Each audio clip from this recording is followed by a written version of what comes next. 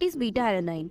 आपने अपने favourite pre workout में ये इंग्रेडिएंट तो देखा ही होगा, लेकिन बीटा एलानाइन एक्चुअली में क्या काम करता है हमारी बॉडी में जाकर, इसी के बारे में हम बात करेंगे और आसान तरीके से समझेंगे। सो हाय गाइस, आप सब कैसे हैं? My name is Priyanka. आज हम one of the most common ingredient beta alanine के बारे में बात करेंगे। आपने देखा होगा कि बीटा एलानाइन सारे प्री वर्कआउट में एक कॉमन इंग्रेडिएंट है। ये क्या है? क्या ये वर्क करता है? क्या ये सेफ है?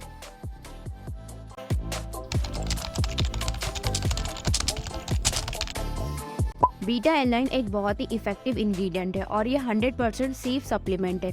One of the most powerful और सारे प्री वर्कआउट में यूज होने वाला इंग्रेडिएंट है। आइए इसे सिंप्लीफाई करते हैं। बीटा एलानाइन एक ऐसा अमाइनो एसिड होता है जो कार्नोसिन को सिंथेसाइज करता है या बनाता है। कार्नोसिन एक इंट्रासेल्युलर बफर होता है। अब ये इंट्रासेल्युलर बफर क्या बीमारी है, चलिए समझते हैं।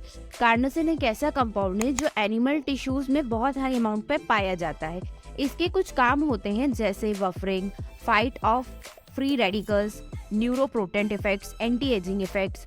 कार्नोसिन एक बहुत ही पावरफुल कंपाउंड है जो आपके स्केलेटन मसल में बहुत हाई अमाउंट में पाया जाता है और इसी की प्रोडक्शन को बढ़ाता है।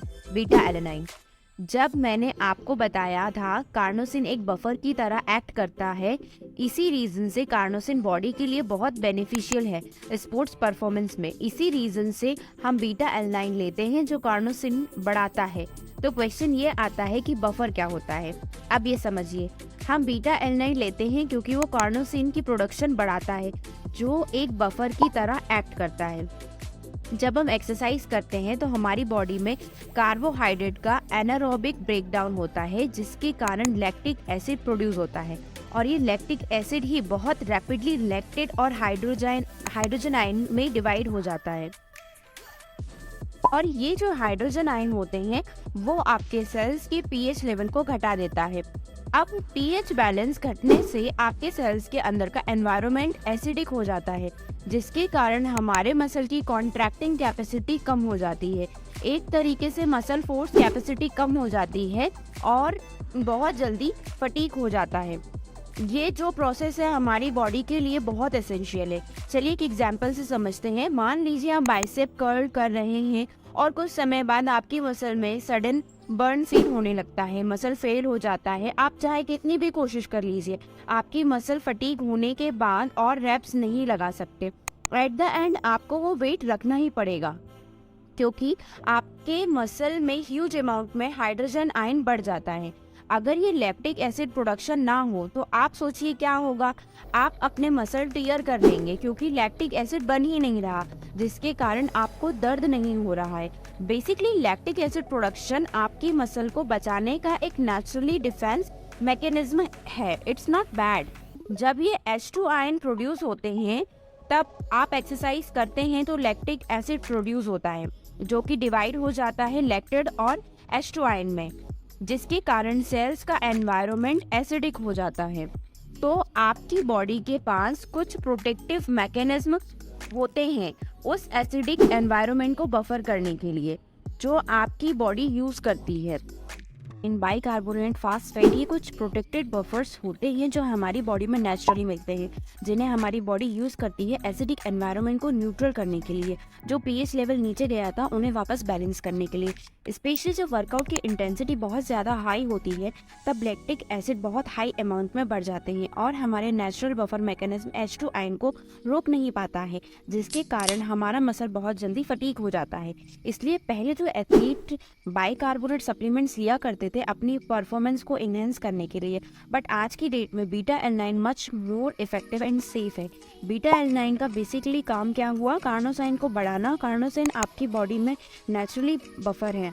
ड्यूरिंग हाई इंटेंसिटी वर्कआउट आपके मसल में बढ़ा हुआ एसिड लेवल को न्यूट्रल करता है। जब लेवल ऑफ फिजिकल एक्टिविटी बढ़ जाती है तो हमें एक्स्ट्रा कार्नोसिन की नीड पड़ती है जो कि हमारे मसल फटीग होने से रोकता है। इसलिए हमें बीटा एलानाइन सप्लीमेंटेशन करने की ज़रूरत पड़ती है। आई होप अब आपको बीटा एलानाइन की चेन समझ में आ गई होगी। बेसिकली बीटा एलानाइन करता क्या है।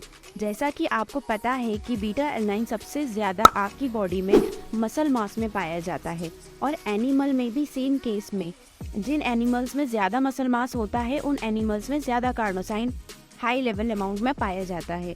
कार्नोसाइन स्लो ट्विच मसल फाइबर के comparatively fast Twitch muscle fibre में ज़्यादा पाया जाता है, इसलिए वाइल्ड एनिमल्स में कार्नोसाइन ज़्यादा अमाउंट में मिलेगा as compared to domestic animals.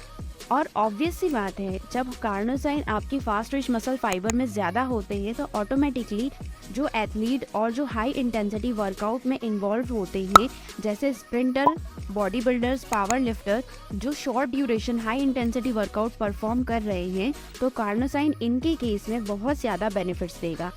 तो फिर आपका क्वेश्चन ये होना चाहिए कि फिर बीटा एलानाइन लेने की क्या ज़रूरत है, सीधा कार्नोसाइन ले लेते हैं। तो इसका आंसर है कि मैक्सिमम स्टडीज़ और रिसर्च में ये देखा गया है कि डायरेक्ट कार्नोसिन का इनटेक करने से ब्लड में जाने से पहले ही वो बीटा एलानाइन और हिस्टिडाइन में ब्रेक डाउन कर जाता है। इसीलिए जब रिसर्चर ने ये देखा कि कार्नोसिन की सप्लीमेंटेशन टोटली इनएक्टिव या कहें इनइफेक्टिव हो रही है, रिसर्चर ने एक बात और नोटिस की, कार्नोसिन ब्लड में जाने से पहले ही बीटा एलानाइन और हिस्टिडाइन में कन्वर्ट हो रहा है। तो बीटा एलानाइन और हिस्टिडाइन दोनों को कंबाइन करके लेना ज़्यादा कारगर होगा। एक और बात समझ में आई कि अगर आप अकेले बीटा एलानाइन ही ले रहे हैं तो वो हिस्टिडाइन और बीटा एलानाइन ही जितना बेनिफिट्स देगा। तो इससे आपको क्या समझ में आया कि कार्नोसिन की डायरेक्ट सप्लीमेंटेशन यूजलेस है, क्योंकि वो बीटा एलानाइन और हिस्टिडाइन में बट जाता है। और अगर आप बीटा एलानाइन और हिस्टिडाइन ले रहे हैं तो उसमें भी इफेक्टिव बीटा एलानाइन ही है, तो आपको हिस्टिडाइन लेने की भी कोई नीड नहीं है। तो इस तरह बीटा एलानाइन की जो इफेक्टिवनेस है स्पोर्ट्स में वो प्रूव हुई थी।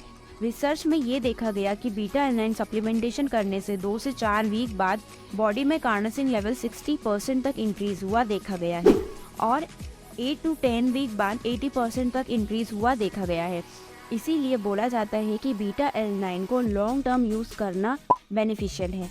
ये बात भी ध्यान में रखनी है, जो प्री वर्कआउट आप ले रहे हो उसमें एक बीटा एलानाइन होना चाहिए और जो दूसरा इंग्रेडिएंट है जो आपको लॉन्ग टर्म तक यूज़ करने में कोई नुकसान ना पहुंचाए। अगर उसमें कोई ऐसा इंग्रेडिएंट है जो एक्सट्रीम अमाउंट में है और टोटली यूज़लेस है और उसके साइड इफ़ेक्ट्स हैं, तो आप उसे लंबे टाइम तक सेफली कंज्यूम नहीं कर सकते।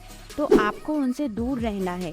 प्री वर्कआउट में यूज़ होने वाले इंग्रेडिएंट्स एक बार में और डिटेल्स से आने वाली वीडियो में डिस्कस करेंगे। बीटा एलानाइन का एक और बेनिफिट देखा गया है, ये टाइम टू एक्सॉर्शन को इंक्रीज कर देता है, इसलिए एंड्योरेंस एथलीट में भी ये काफ़ी प्रीशियसली बेनिफिट देता है। इसलिए चाहे स्ट्रेंथ एथलीट्स हो या एंड्योरेंस एथलीट्स, दोनों के केस में काफ़ी हाई बेनिफिट्स देखा गया है। जो एंड्योरेंस एथलीट्स को क्वेश्चन होता है कि हमें कौन सा इफेक्टिव सप्लीमेंट्स यूज़ करना चाहिए परफॉर्मेंस इन्हेंस करने के लिए, आई होप आपको आंसर मिल गया होगा। मल्टीपल स्टडीज़ और मेटा एनालिसिस के थ्रू जो कंफ्यूजन है कि बीटा एलानाइन आपके मसल फटीग और एक्सॉशन को कम करता है, कार्नोसाइन लेवल और बॉडी कंपोजिशन को इंक्रीज करता है। अभी जो मैं बताने जा रही हूँ, जो कई लोग जिम में मुझसे पूछते हैं कि जो प्री वर्कआउट में जो ईचिंग या टिंगलिंग इफेक्ट होता है वो क्या है, वो है बीटा एलानाइन। बीटा एलानाइन जब हम लेते हैं तो हमें एक टिंगलिंग सी होती है जिसे हम पैरेस्थेसिया कहते हैं। ये आपके नेक पे, हाथ में, कान पे हो सकती है। ये कोई साइड इफ़ेक्ट्स नहीं है, ना हार्मफुल है। अगर आप इस इफ़ेक्ट को कम करना चाहते हैं तो हायर रेंज से थोड़ा सा डाउन करके डोज को डिवाइड करके लीजिए। कई लोग हैं जिन्हें ज़्यादा टिंगलिंग वाले प्री वर्कआउट लेते हैं, उन्हें लगता है कि इससे हमारी परफॉर्मेंस ज़्यादा एनहेंस हो जाएगी, लेकिन ऐसा नहीं है। जो आपने प्री वर्कआउट लिया है जिसमें एक्सेस अमाउंट में बीटा एलानाइन भरा हुआ है, वो उसका साइड इफ़ेक्ट्स है जिसको हम पैरेस्थेसिया कहते हैं।